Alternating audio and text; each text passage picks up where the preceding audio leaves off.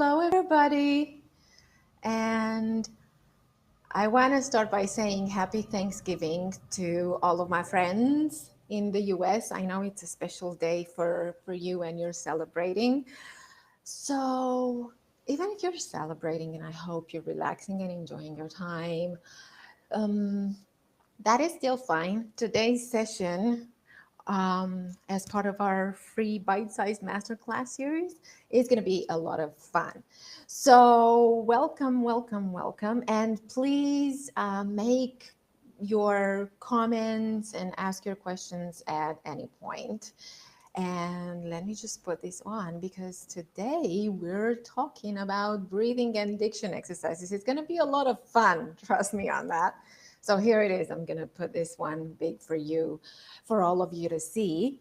And feel free to make your comments and ask your questions at any point. This is going to be a super practical session today. So we're going to have two breathing exercises and one diction exercise, and you will see why they are helpful as we go through them.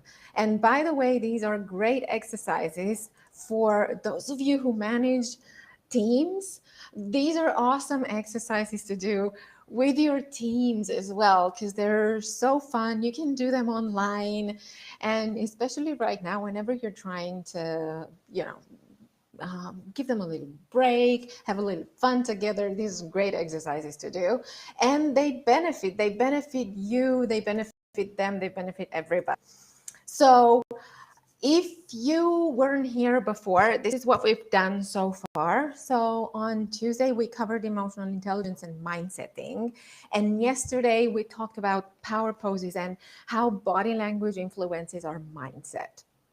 So if you missed those sessions, I will actually put a link to where you can get all of the resources for all of the master classes. And you're definitely getting what we've done so far and the recording for today, the handouts and the exercises, the video exercises and the links that I'm going to share with everybody. And then this is what's going to happen next week. On Tuesday, Wednesday, and Thursday next week, we're going to talk about managing your time, managing your team, and managing change. And then the other week, we're going to talk about self-care strategies, power of community, importance of higher purpose in engagement and motivation. And the reason why we're doing this way is because we are looking at high performance as the full cycle of preparation, performance, and recovery. High performance is not about just the performance bit.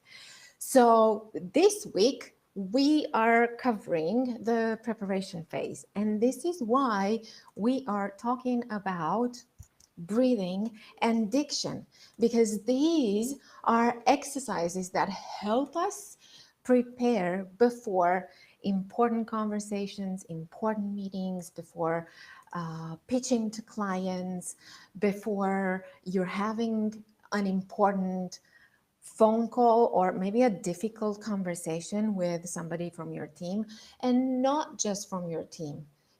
Again, we can also extend what we're learning here to team family.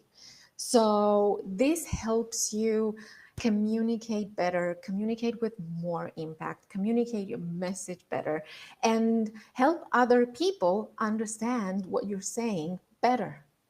So I really hope you're ready to join me on this one because, again, we're going to have a lot of fun with these. Okay, so here's the first exercise that we're going to go through. And I invite you to do it with me at the same time. Now, if you're at home, that's perfect. You can do it with me. If I can do it live here with everybody, then I think you can do it at home. Maybe not at work because you don't want to scare people if they don't know what you're doing. Or you can actually invite them to go through these exercises with you as we do them right now. Okay, so here's how it's going to work. And by the way, we're going to do the exercise This one, I have to warn you, this one might seem a little bit weird, but no worries. We're going to debrief afterwards and you'll see why this exercise helps and why you can start doing it on a more regular basis and when it is most useful for you. So, ready? Okay. And then you get to ask your questions or make your comments. We can laugh together, even if I can't hear you, but you can put some comments in, okay? Here we go. So you stand up or you sit up straight. If you're sitting down, that's fine, as long as you sit up straight, right? So you make sure that your back is straight. And you will place one of your hands, you place it on your ribs, so you can actually feel your ribs expanding as you're breathing, right? And the other hand you can place on your chest. And this is because this is called the Find Your Voice exercise. And we're looking for the voice that we naturally have. And this is the voice that when we place our hand on the chest, we just feel the chest vibrating, right? It's called the chest voice. And I'm going to tell you a little bit more about it after we've gone through the exercise. So one hand on your ribs, one hand on your chest, and here we go. You'll take a deep breath in while counting to 3, and then exhale as we're counting to 6. And we're gonna say on the exhale, okay? And we're gonna do this 3 times, and then I will explain why that happened. If you're on your lunch break, this is a perfect exercise for during the lunch break or during any break that you're taking. Self-care. This is one of the self-care exercises that I do recommend. Okay, so here we go. Take a deep breath in. 1, 2, 3, out.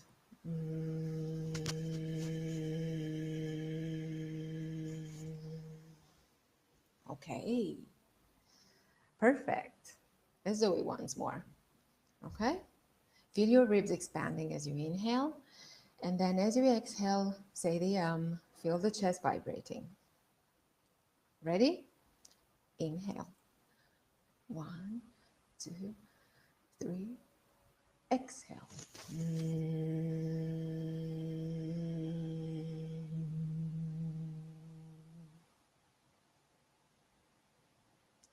How does it feel? How does it feel? It says repeat 3 times. I think we're good. Does it feel good? Are you more relaxed? I think you are. What this exercise does, let's see what it does, okay? And what we've just done here. So what this exercise helps with is, first of all, it helps you inhale and exhale fully. And what I mean by that is this. We typically breathe to survive, right? We don't know what we're doing. We just breathe instinctively. What breathing exercises do is they actually help us inhale properly and exhale properly. And because we do that, and we are saying the during the exhale, what happens here, we are tuning in to our natural voice, the voice, that tone that we use when we talk to our friends, when we talk to our family, when we talk without feeling stressed or anxious, without being afraid, without feeling like we have some kind of pressure on. This is the chest voice. That's why the exercise is called Find Your Voice, because this kind of exercise helps you find this voice that you normally have in normal conversations, in conversations where stress does not exist. What it also does, and the reason why we inhale to 3 and we exhale to 6, is to make sure that we are actually using the exhale to get all of that air out while we're also speaking. Because, and this is a great exercise to do for those of you who have a lot of speaking to do. And it doesn't matter what kind of speaking it is.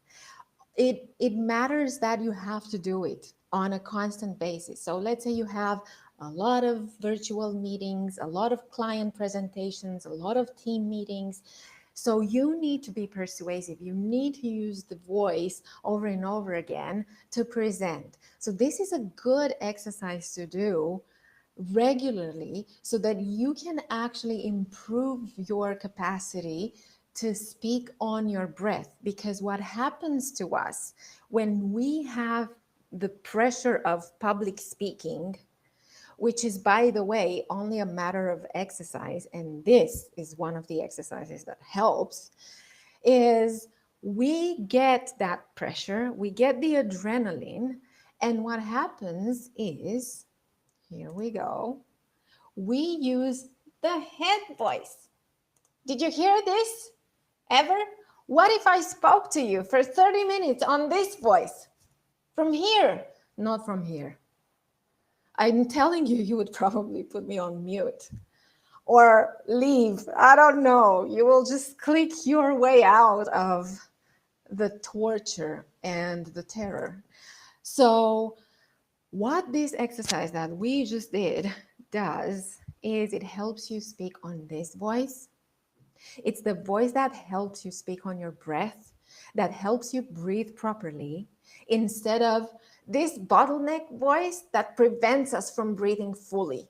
And this gets you tired during the first few seconds of your presentation because you're not properly letting your air out when you speak because you have a bottleneck here.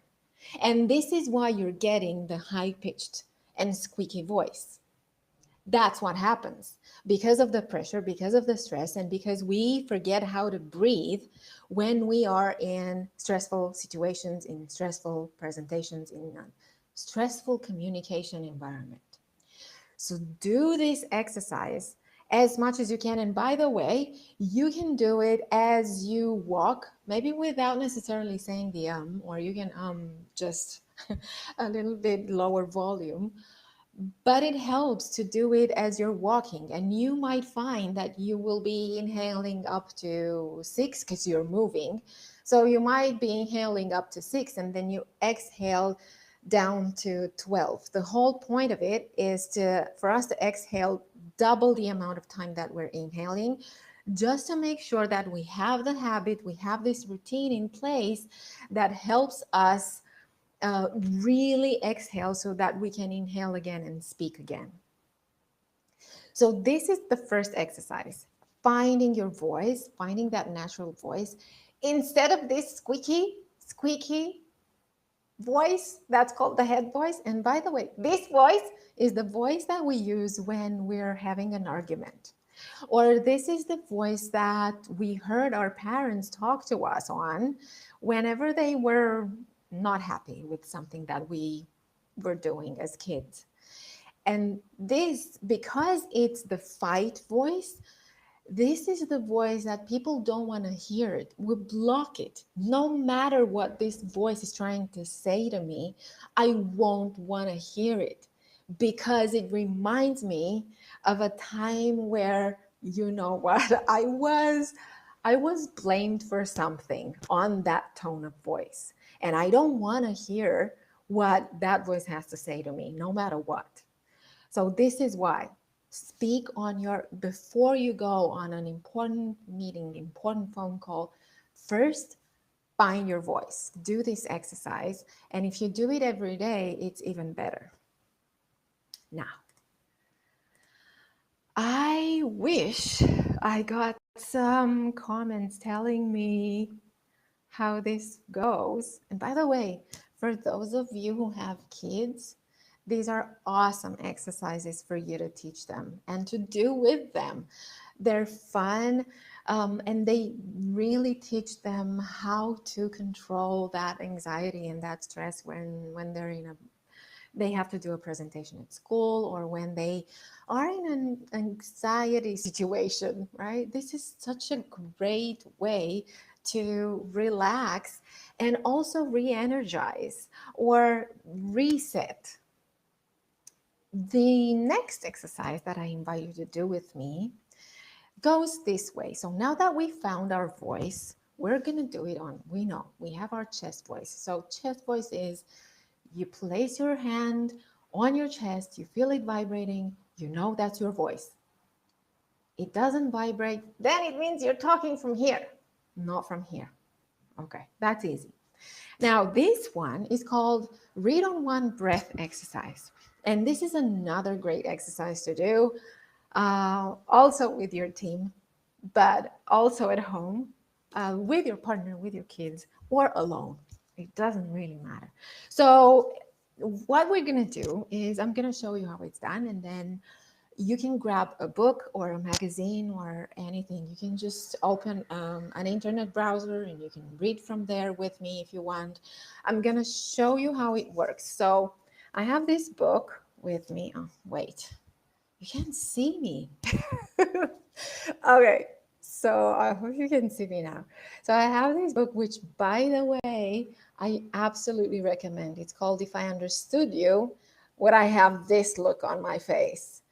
I love the title, don't you? And it's written by Alan Alda. For those of you who are my age or maybe older, you might remember him. He used to play one of the characters in the series MASH. M-A-S-H. Okay, so he wrote this book, and I'm going to read from this so that you can see how this exercise works. Okay, so again, we stand up or we sit up straight. You need to feel your ribs expanding as you breathe in. If you want, you can place one of your hands on your ribs just at the beginning, just so you can feel the ribs expanding. And then you take a deep, full breath, and then you start reading one excerpt or as much as you can from the book, from the magazine, from your browser window, wherever. As long as you can on one breath. So the point is I'm taking one deep, full breath, and then I keep reading until I have no more air in my lungs. And the whole point of this exercise is once I finish reading, I take a short break, and then I start again, aiming that I read one extra word the next time that I do it. And then I can start playing with the pace, with the volume, and with the intonation. Okay, so here we go. For those of you who want to read with me, you can start reading with me. For those of you who want to watch to see how it goes, let's see how this goes. I will just make so you can also see me. Okay, so here we go. Deep breath in. Let's take the two of us. We're having a conversation about the brain, and I can see all your body language. I have a lot of information that allows me to predict what you're going to do next. If I'm unable to read you, this conversation would be much more unsettling to me because I'll never know if you're about to slap me in the face. That's how it goes. You don't inhale until you've read everything on that one breath. That is, and by the way, that might get you dizzy. So no worries, take your break. If you get dizzy, take your break, relax, and you can start over the next time. So now I've read this bit, right? So the next time round, what I'm going to aim to do is read at least one more word. Now, again, this is not an easy exercise to do, but look at what it helps with. First of all, and let me explain why it's important that we are putting pressure on ourselves. Because we get used to it. So the pressure with this exercise is that I'm telling my brain, there will be no more air for you until I've finished reading and until I've finished exhaling. And that is pressure. That is life and death kind of pressure, because, wow, I can't breathe. So we're putting that kind of pressure on ourselves. We're using our chest voice as we read that. And when we apply this kind of pressure on ourselves, we also learn how to handle it. So the way it works is, because I have the pressure, I will get used to using my chest voice even in stressful situations. I will get used to speak and keep breathing and keep exhaling as I speak, even under pressure. And so when I have pressure applied externally to me, when I am in a stressful situation that I normally can't control, I know what to do so I can control my breath, so I can control my voice, so I can control the way that I communicate, even if I get the pressure, because I'm used to it, because I've done this sort of exercise. And by the way, these are exercises that actors use over and over again. Plus, you really want to use your chest voice for those of you who speak a lot as part of your job, because otherwise you're going to be left without voice if you use your throat or your head voice. And the more you practice, the more you will be able to do it, and the more it will benefit you long term, because you will know how to then adjust your pace, how to adjust your volume, how to breathe so that people can actually hear you better, so that you can speak at a normal pace. This is a very good exercise for those of you who rush their speech, and it paces you down. Or for those of you who speak too slowly, it also might speed up the pace a little bit. It also helps with the ums and the uhs and the filler words, because instead of using them, you will actually learn to use your breath instead. And you will stop saying, like I say that a lot, and I know that. But I used to do it more often, and because I'm doing this kind of exercise, it's helped me reduce that.